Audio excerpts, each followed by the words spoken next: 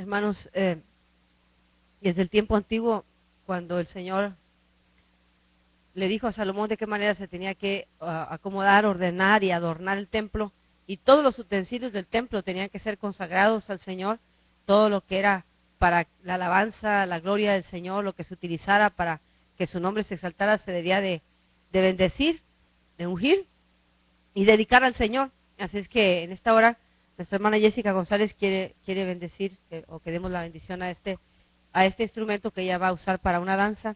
Entonces vamos a estar orando para consagrárselo a nuestro Señor, para quien va a ser la gloria y la honra a través de esta danza. Padre, te alabamos, te bendecimos en esta hora, Señor, y en tu nombre ungimos este instrumento, Señor, que mi hermana va a usar, este abanico. En tu nombre poderoso declaramos, Señor, que cuando esté en sus manos, Señor, cuando ella presente a ti la alabanza, Señor, la adoración, la danza, seas tú glorificado, Señor. La bendecimos a ella y bendecimos y ponemos, Señor, en tu preciosa presencia este abanico, Señor, que tú te glorifiques cuando de tu santa presencia se pueda sentir, tu unción maravillosa fluya, Señor, y tu pueblo sea bendecido. Recibe la alabanza, mi hermana, recibe, Señor, esta adoración que te va a presentar a ti. Te alabamos y te bendecimos en el nombre poderoso de Jesús. Amén. Así como estamos en pie, hermanos, vamos a abrir la escritura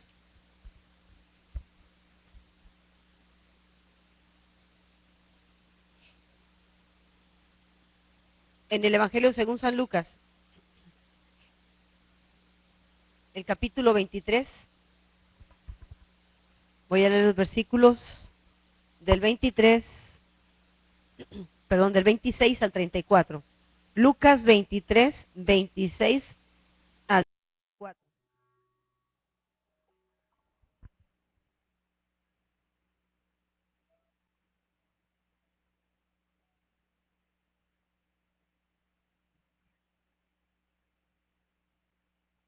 Amén. En el nombre del Padre, del Hijo y del Espíritu Santo, la palabra de Dios dice: cuando se lo llevaban, echaron mano de Sirene, que volvía del campo, y le cargaron la cruz para que la llevara detrás de Jesús. Lo seguía mucha gente del pueblo, incluso mujeres, que se golpeaban el pecho lamentándose por él. Jesús se volvió hacia ellas y les dijo: hijas de Jerusalén, no lloren por mí, lloren más bien por ustedes y por sus hijos. Miren, va a llegar el tiempo en que se dirá, dichosas las estériles que nunca dieron a luz ni amamantaron. Entonces dirán a las montañas, caigan sobre nosotros, y a las colinas, cúbranos. Porque si esto se hace cuando el árbol está verde, ¿qué nos sucederá cuando esté seco? También llevaban con él a otros dos, ambos criminales, para ser ejecutados. Cuando llegaron al lugar llamado Calavera, lo crucificaron ahí, junto con los criminales, uno a la derecha y otro a su izquierda. Padre, dijo Jesús, perdónalos porque no saben lo que hacen. Mientras tanto echaban suertes para repartirse entre sí la ropa de Jesús. Pueden sentarse. En los pasajes anteriores, hermanos, vemos aquí en Lucas, como en los otros tres evangelios, entre los cuatro evangelios, cómo el Señor Jesucristo es presentado ante Pilatos, cómo pareciera que todo se ponía en la contra en cuanto a un juicio justo que se le pudiera dar a cualquier hombre. Sin embargo, no hubo nada de esto para el Señor. Simplemente, después de azotarlo mucho, de ponerle una corona de espinas, empieza a caminar en ese camino doloroso, en esa vía dolorosa, donde cualquier hombre, para cualquier hombre o para cualquier mujer, sería muy difícil llevar a cabo. Cada paso que el Señor daba era un paso de amor por nosotros. Una pesada cruz, una corona de espinas encajada en su frente, gotas de sangre chorreando por todo su cuerpo. Eso fue por amor a nosotros, por amor a la humanidad. Y cuando el Señor ve a las mujeres que lloran, que van ahí a los lados de Jesús y lloran y se golpean el pecho, y le dice: no lloren por mí, lloren por ustedes, por lo que les va a venir. Lamentablemente, hermanos, y a pesar de todo, es una palabra profética del Señor Jesús, de que vendrían tiempos muy difíciles, como Él menciona en Mateo 24. los últimos días, lo que estaría por suceder. Y muy interesante cuando dice si esto están haciendo con el árbol, refiriéndose a su propia persona, con el árbol verde, ¿qué no sucederá cuando el árbol esté seco? Dice. Qué tremenda palabra, hermanos, para nosotros. La primera frase que el Señor Jesús menciona cuando ya está arriba en la cruz, dice, perdónalos porque no saben lo que hacen. Perdónalos, Señor, no saben lo que están haciendo.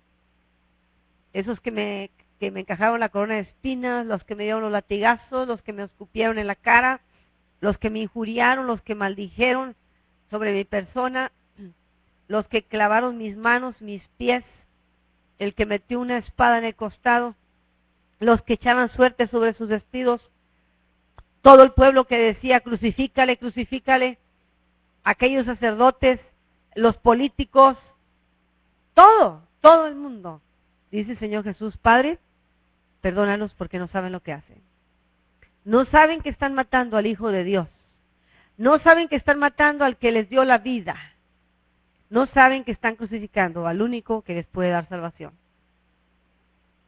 Pero era el tiempo y era el tiempo del cumplimiento de esta palabra en el cual el Hijo de Dios vendría y se entregaría. El Señor, a través de su ejemplo, en su relación que vemos que Él tiene con el Padre durante todo el ministerio del Señor Jesucristo, vemos cómo se refería al Padre. Incluso desde niño, cuando estaba perdido por allá en la fiesta de Jerusalén, que no lo encontraban, cuando vienen al templo a buscarle los padres después de 3 días que lo encuentran, le dicen, ¿por qué me buscan? Estoy en los negocios de mi Padre. Qué hermosa relación de Jesucristo con su Padre.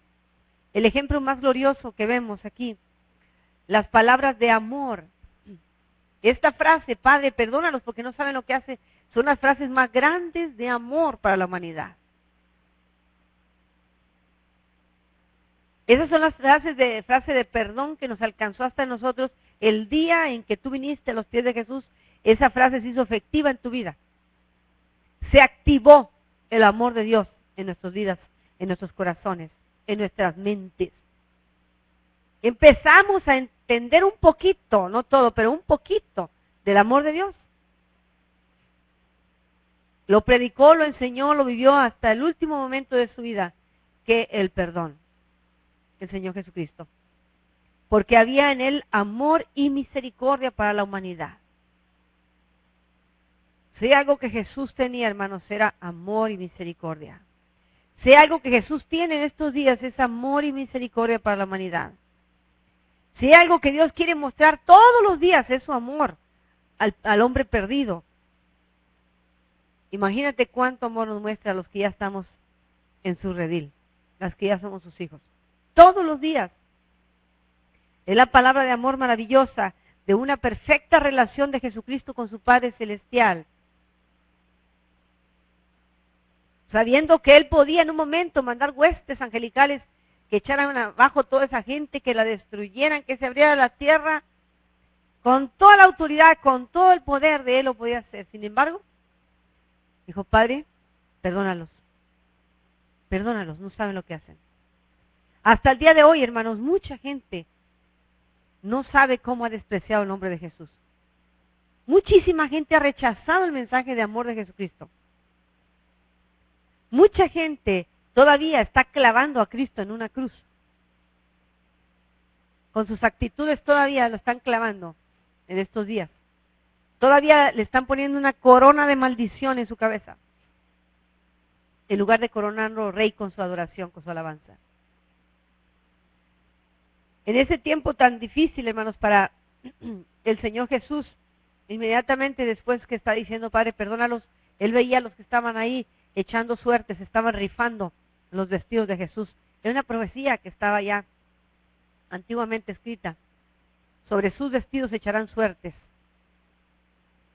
Y se burlaban y se mofaban por aquel que les estaba dando vida eterna, que les estaba dando salvación perpetua, hermosamente. Ahí mismo en Lucas,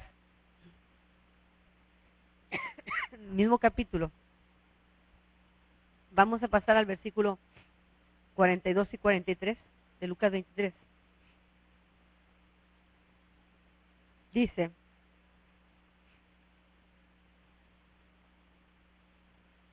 voy a leer desde el 35. La gente por su parte se quedó allí observando y aún los gobernantes estaban burlándose de él. Salvó a otros, decía, que se salve a sí mismo si es Cristo de Dios, si es el Cristo de Dios, el escogido. También los soldados se acercaron para burlarse de él, le ofrecieron vinagre y le dijeron: si eres el rey de los judíos, sálvate a ti mismo. Resulta que había sobre él un letrero que decía: este es el rey de los judíos. Uno de los criminales ahí colgados empezó a insultarlo: ¿no eres tú el Cristo? Sálvate a ti mismo y a nosotros. Pero el otro criminal lo reprendió. Perdón, ¿ni siquiera temor a Dios tienes? Aunque sufres la misma condena, en nuestro caso el castigo es justo, pues sufrimos lo que merecemos o merecen nuestros delitos. Este, en cambio, no ha hecho nada malo. Cuando Jesús empieza a escuchar la conversación entre estos dos hombres, me imagino cómo estaba el Señor viéndolos a los dos. Uno gritaba y decía: si verdaderamente es el Hijo de Dios, si tú eres el Cristo anunciado, ¿por qué no te salvas y nos salvas a nosotros? Y el otro decía: este que está aquí ningún mal ha hecho. Nosotros merecemos estar aquí por nuestros pecados, nuestros delitos, pero él no. Imagínense el corazón de Cristo en ese momento. No solamente los de allá, los que tenían autoridad y el pueblo, otro que estaba en la misma condición de él. Otro que estaba esperando también la muerte. Qué terrible. Nosotros hemos visto gente que ya estaba a punto de morir y no quieren recibir el amor de Cristo, como este malhechor. Todavía reniegan del Señor.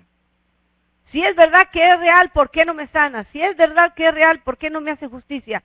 Si Dios es verdadero, ¿por qué no viene en este momento? Ese corazón en rebeldía del hombre, del ser humano, cómo rechazaba al Hijo de Dios en su última oportunidad que tenía. Era su última oportunidad para esos ladrones. Uno estaba totalmente negativo, rebelde, injuriando, a pesar de la condición tan terrible en la que estaba ya para morir. Sin embargo, el otro le dice a Jesús en el 42: acuérdate de mí cuando vengas en tu reino. Yo no sé, yo me imagino que el malhechor, este otro ladrón, había escuchado mucho hablar de Jesús. ¿Cómo sabía él del reino de Cristo? De seguro que la fama de Jesús había llegado a los oídos de este hombre, porque le dice: acuérdate de mí cuando vengas en tu reino. No solamente le está diciendo: tú no te vas a quedar en una cruz. Le está diciendo: tú eres más grande que yo. Tú realmente mereces la gloria. Y yo quiero reinar contigo. Esa es la gran diferencia, hermanos, entre estos dos ladrones. Uno que recibe al Señor con una actitud humilde le dice: acuérdate de mí, por favor. El otro que lo rechaza de una manera tan fea. El Señor le dice y le contesta en el 43, esta es la segunda frase: te aseguro que hoy mismo estarás conmigo en el paraíso. Hoy mismo. Cuando la persona está dispuesta, hermanos, a reconocer el pecado, cuando está dispuesto a reconocer que no hay salvación sino en Cristo Jesús, cuando está dispuesto a arrepentirse de todo corazón y decirle: Señor, yo sé que tú tienes poder para salvarme, perdóname para que hagas ese cambio en mí, para que hagas efectiva esa salvación en mí, para que automáticamente, instantáneamente, esa salvación venga a ser un resultado en mi vida a través de la fe que estoy depositando en ti. Qué hermoso es cuando a primera vez que nos mencionaron el Evangelio, que inmediatamente dijimos: sí, quiero aceptar a Jesucristo. Qué hermoso es eso. A la primera que nos dijeron, sentimos que el amor de Dios, ese amor yo lo necesitaba, ese perdón yo lo necesitaba, esa justicia para vida eterna yo la necesitaba. Qué hermoso, aquel corazón sensible que inmediatamente dijo, sí, yo soy uno de esos ladrones. Yo soy como uno de esos ladrones. Estoy en una cruz que me toca a mí, pero entiendo que hay otro que puede hacer justicia para que yo reine juntamente con él. Qué bueno es el Señor. Hasta el último momento, hermanos, que él pudo haber dicho, bueno, ¿por qué no me seguiste cuando le llamé a los discípulos? ¿Por qué no seguiste cuando oíste los milagros de los panes y los peces? Cuando alimenté a los 5,000, ¿por qué? Pudo haberle reclamado, ¿sabes qué? Ya no es mi tiempo de salvar. Ahorita ya estoy entregando mi vida y sálvase el que pueda. Pero no dijo eso.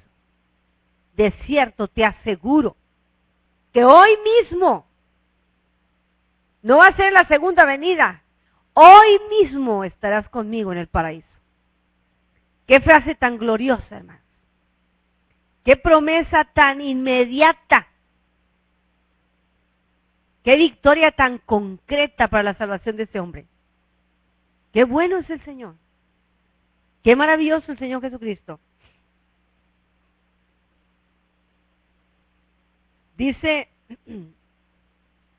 la siguiente palabra, está en Juan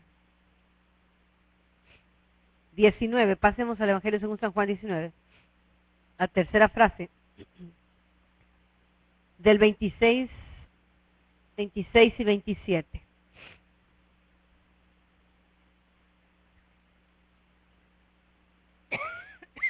San Juan.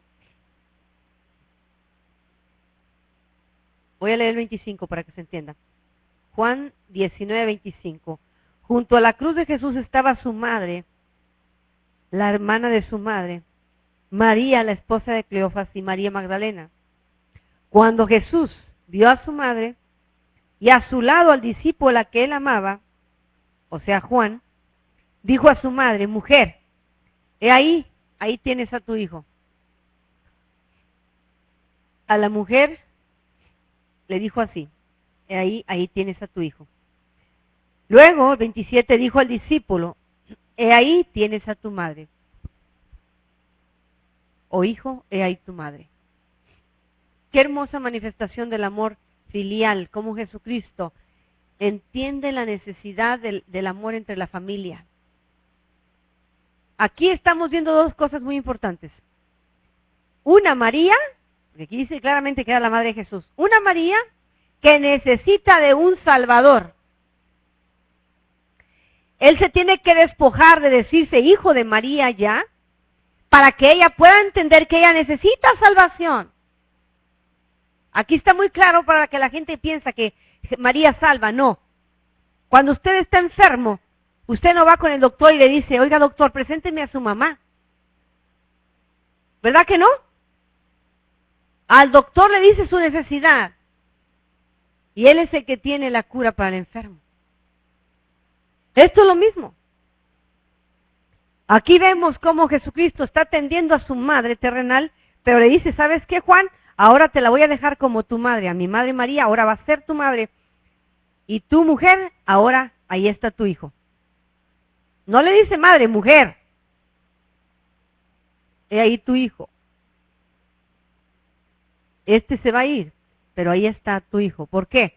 Porque ahora este va a ser también tu Salvador. Tengo que despojarme de toda situación almítica, de la carne. El amor filial es hermoso. La familia, el amor entre familiares, qué bueno, qué hermoso. Pero Jesucristo tuvo que marcar esto. La necesidad de una mujer anciana que se iba a quedar sola, en el sentido espiritual, ninguno de los hijos de los otros medios o hermanos de Jesús se iban a hacer cargo como lo podía hacer Juan, que era el discípulo que habían dado con él. El que podía entender al maestro, el que podía cuidar de esa mujer. Por eso, la preocupación por la familia y el amor mutuo entre ellos, siempre Jesucristo pensando en los demás antes que en él. En el pasaje anterior que vimos, él se negó a sí mismo y dijo, voy a salvar a este que está todavía aquí, viendo que yo puedo hacerlo. Que estoy aquí para salvarlo. En esa misma cruz está todavía ahí. No solamente para mostrarse como el hijo de María que va a estar siendo crucificado y que va a morir, sino como el salvador de María también, su propia madre. Y a un muchacho, quizás el más joven de los discípulos, entregándosela para que él se haga cargo de esta mujer. No la dejó desamparada en ningún sentido. Le estaba dando la cobertura que un hijo mayor le puede dar a una madre anciana.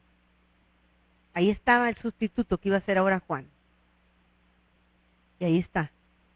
De esa manera el Señor los acomoda, menciona las mujeres, las otras Marías que estaban ahí, y incluso la que venía siendo tía de Jesús, estaba la hermana de su madre, María, la esposa de Cleofas, María Magdalena, aquella mujer que el Señor le perdonó sus pecados y que la vemos en otra historia del pasaje bíblico. Dice que cuando la vio, imagínense, cuando dice ahí, cuando vio a su madre, ¿qué sintió el Señor? Como hijo, el amor filial ahí estaba, ¿verdad? Yo siento que sentía la compasión, yo creo que sentía el amor por ella, pero le decía, no te vas a quedar sola. Este hijo tuyo está cumpliendo con la voluntad del Padre. Primero está la voluntad del Padre. Y ahí se le entrega, dice el pasaje, cuando le dijo al discípulo, ahí tienes a tu madre, y desde aquel momento ese discípulo la recibió en su casa. ¿Qué quiere decir eso? Que se hizo cargo de ella. El Señor Jesucristo estaba supliendo la necesidad espiritual de los dos, pero estaba enfatizando que en la familia ella iba a tener una necesidad. Cuando ese hijo se fuera, ella supiera que ahí está otro.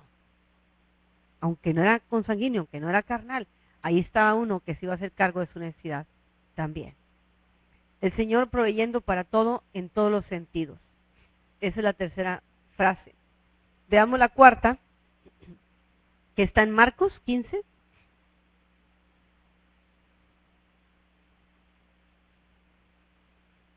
Marcos capítulo 15, el versículo 34.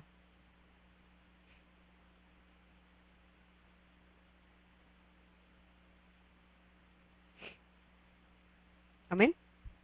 Dice, a las 3 de la tarde Jesús gritó voz en cuello, Eloi, Eloi, Eloi, lama sabactani, que significa, Dios mío, ¿por qué me has desamparado? Eloi, Eloi, lama sabactani, Dios mío, ¿por qué me has desamparado? Ahí estamos viendo a un Cristo que se sentía abandonado. Un Cristo que estaba cargando todo el pecado, toda la carga de la humanidad, el momento más crítico y difícil, pero que voluntariamente se estaba exponiendo por amor a ti y a mí. A su propio Padre ya no lo llama Padre como al principio. En la primera palabra le dice Padre, en la primera frase que leí, en esta no, en esta le dice Dios. Dios mío, ¿por qué me desamparas? ¿Por qué me has abandonado? Dice otra versión. Ahí nos damos cuenta que era toda la humanidad de Jesucristo. Ahí estaba toda la humanidad de Jesucristo expuesta. Satanás estaba riendo, pero los infiernos estaban temblando también.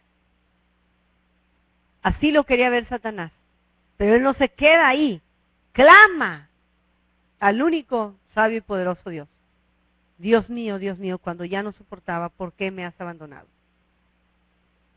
Ahí vemos, hermanos, cómo Jesucristo, Dios mismo, llama a Dios, a su Padre.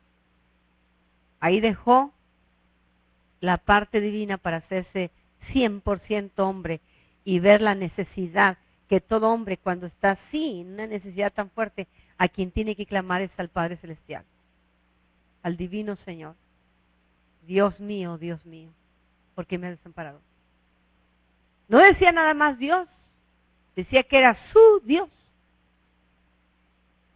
¿Quién puede decir mi Dios? Alguien que tiene una relación continua y perfecta con el Señor a quien él conoce. Dios mío, ¿por qué me has abandonado? La manera tan fuerte, la expresión tan fuerte, un sentimiento tan fuerte de cargar todo el pecado de la humanidad, voluntariamente, pero sigue siendo una carga. Sigue siendo mucho dolor. Sigue siendo un gran martirio.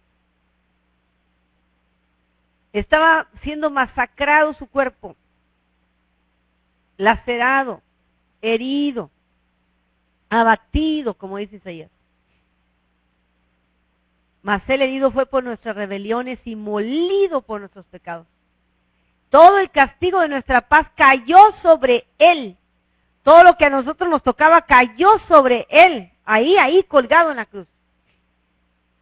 Y además dice que por sus llagas, porque se enllagó su cuerpo, por sus llagas fuimos nosotros curados.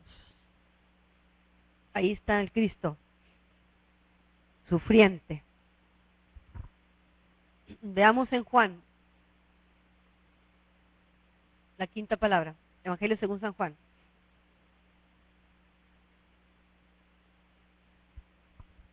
El capítulo 19, versículo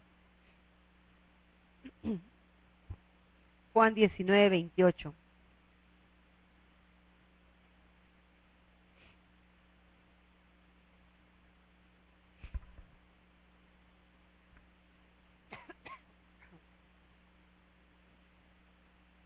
Aquí vemos la humanidad de Cristo nuevamente.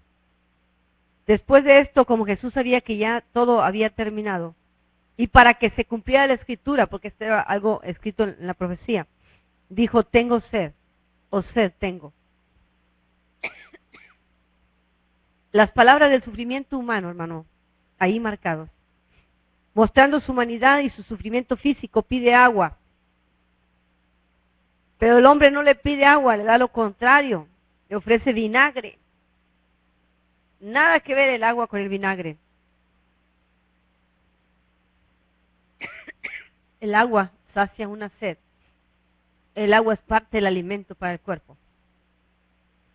Todo el sufrimiento, todo el dolor, su cuerpo estaba siendo desgastado, sus riñones ya estaban muy mal, sus pulmones igual por estar en la posición que estaba. No podía respirar por la forma en que están estirados, no podía estirarse para aspirar, para tomar aire y soltarlo, no podía, ya era mucho el cansancio, estaba muy débil su cuerpo y lo único que dice, tengo sed. Mucha gente que no cree en el sacrificio de Cristo por la humanidad, no creen en esto, que Jesucristo padeció como pudiera haber padecido cualquier otra persona. Mucha gente dice, bueno, si era Dios, entonces no había necesidad de eso, pero si pidió agua es porque era 100% hombre que estaba sufriendo en ese momento. Ahí vemos qué es lo que el hombre le ofrece.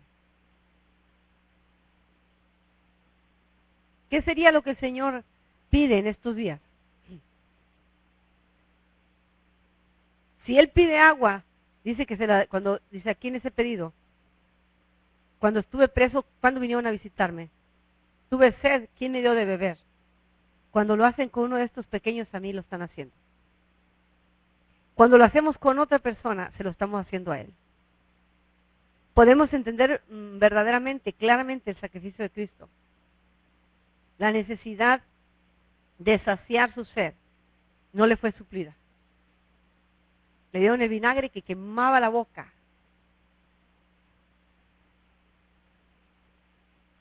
Tremendamente estaba el Señor ahí sufriendo. Ahí vemos la palabra del sufrimiento humano, la necesidad humana físicamente, como el líquido, el agua que pudiera él tomar. Ahí adelantito, ahí mismo donde acabamos de leer, el 29 dice, había ahí una vasija llena de vinagre, así que empaparon una esponja en el vinagre, la pusieron en una caña y se la acercaron a la boca. Al probar Jesús el vinagre dijo, todo se ha cumplido o consumado es. Todo se ha cumplido. ¿Qué se estaba cumpliendo? la profecía que estaba sobre él. Eso estaba escrito también, que le iban a dar vinagre. Todo lo que pasó al Señor Jesucristo, todo ya estaba escrito que así iba a suceder. Todas las profecías se estaban cumpliendo en ese cuerpo, sacrificado ahí, crucificado ahí. Una a una las profecías se estaban cumpliendo. Cuando el Señor Jesucristo dice consumado es, demuestra la obra incluida, que había logrado su objetivo de venir a la tierra a morir, luego en un momento dado, en su momento también para que se cumpliera la escritura y después resucitar. Se estaba cumpliendo, dice consumado es, hecho está. Todo. Dice la Biblia que fue obediente hasta la muerte y una muerte de cruz, no cualquier muerte. Fue obediente y por la obediencia del Señor Jesucristo al Padre Celestial, al propósito divino, al alcance de la salvación de la humanidad, se estaba cumpliendo cada palabra que el Señor estaba diciendo. Consumado es la sexta palabra. Veamos en Lucas, volvemos a Lucas, capítulo 23, el versículo 46. Está la última frase que el Señor menciona en la cruz.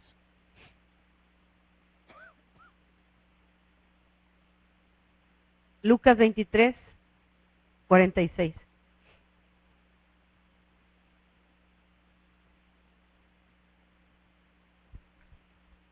Dice, entonces Jesús exclamó con gran fuerza, Padre, en tus manos encomiendo mi espíritu. El Señor está entregando en las manos de su Padre su propio espíritu. La oración que le fue enseñada a Jesucristo desde pequeño, hermanos, como buen judío, una oración de confianza a su Padre Celestial.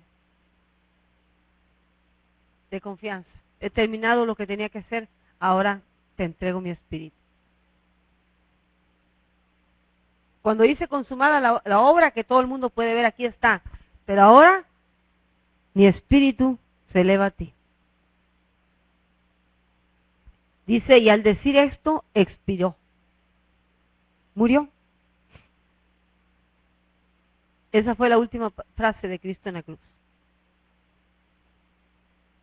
Ahí, hermanos, en la calavera, el Gólgota, ese monte donde estaban las tres cruces, estaba todo tipo de gente.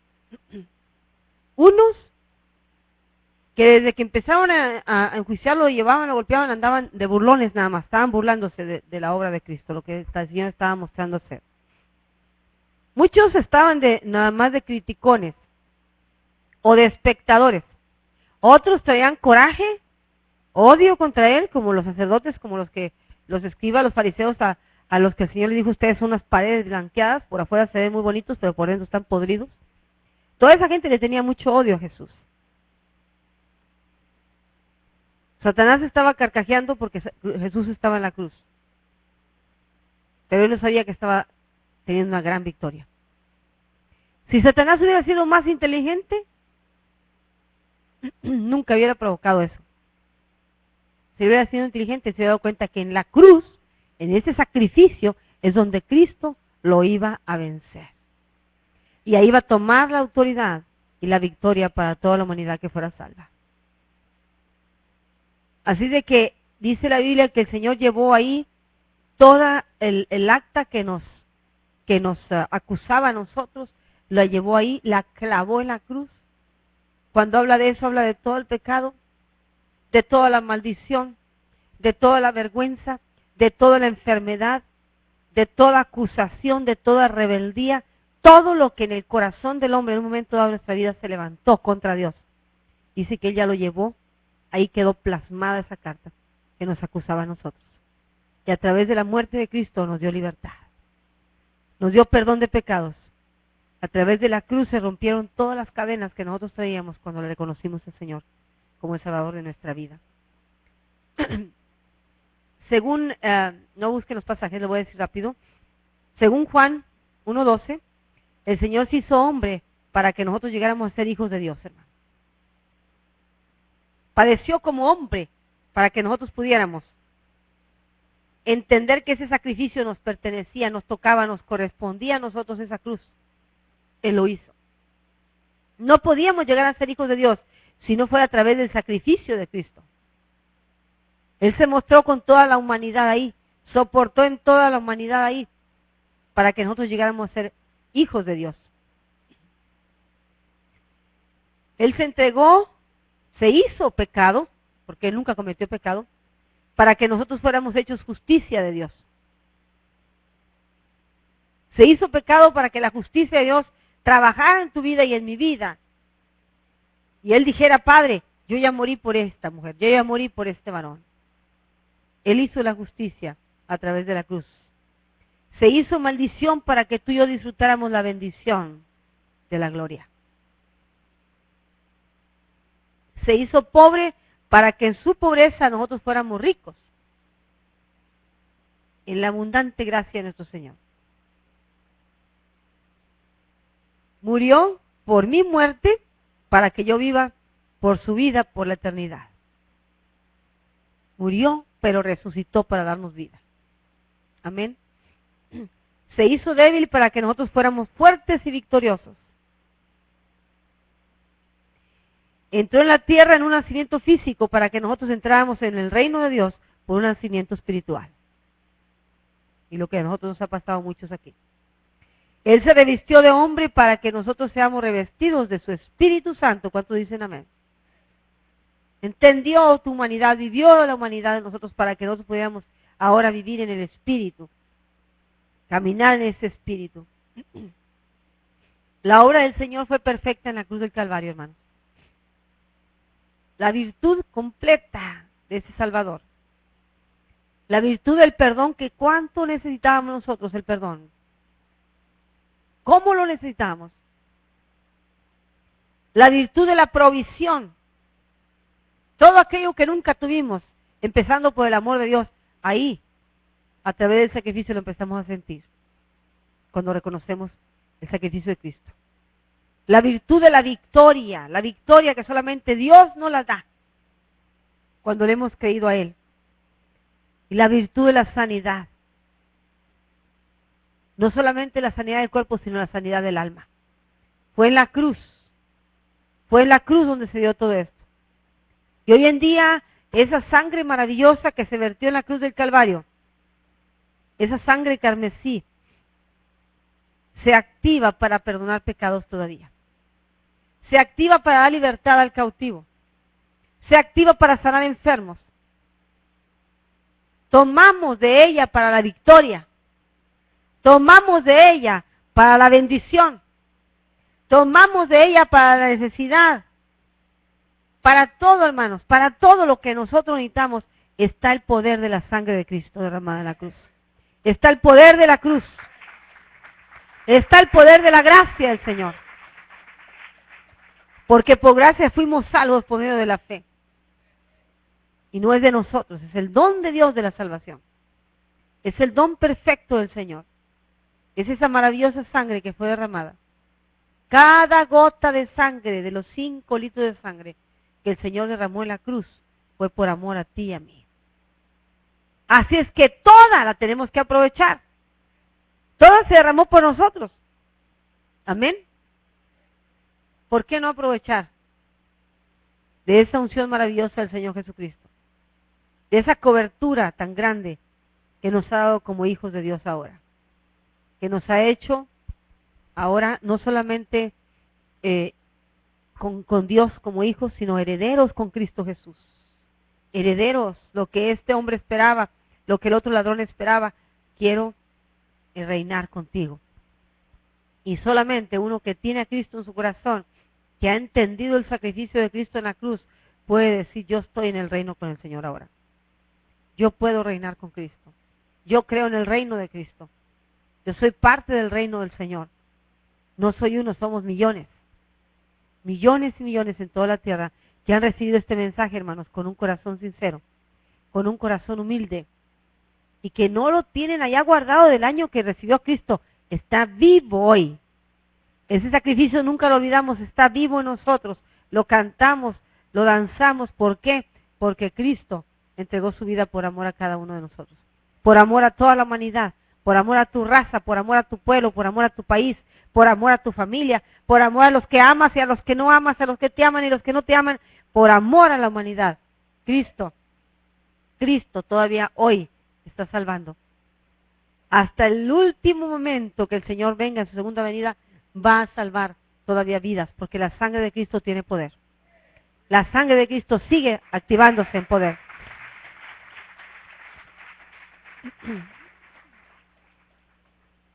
Yo no sé si a usted se le olvidó lo que el Señor hizo por usted en la cruz del Calvario, pero cuando el Señor dice consumado es, el Señor dice yo ya cumplí con mi pacto de amor.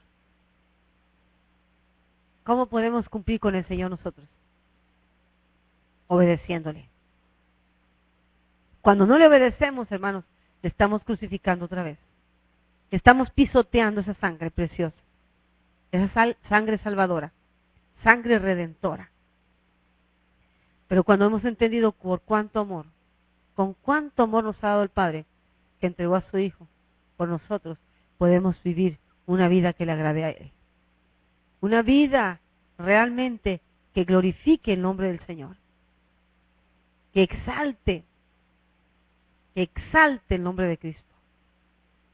Voy a pedirle que se ponga de pie, vamos a escuchar este canto.